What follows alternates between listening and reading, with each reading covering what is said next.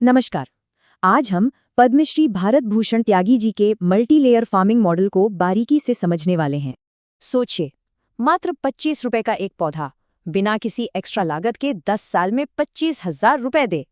ये कोई जादू नहीं, प्रकृति का सीधा गणित है।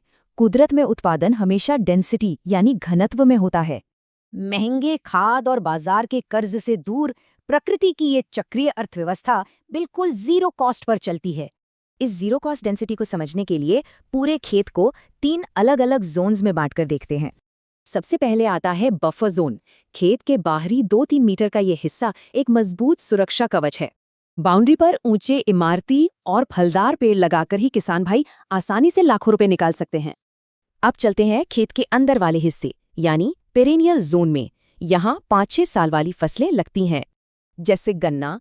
प्राकृतिक सुगंध से ये पूरी तरह रोग मुक्त रहता है और प्रति एकड़ 300 क्विंटल तक उपज देता है। आखिर में आता है सीजनल जोन। यहाँ कम समय वाली फसलें जगह का पूरा इस्तेमाल कर मिट्टी को सींचती हैं।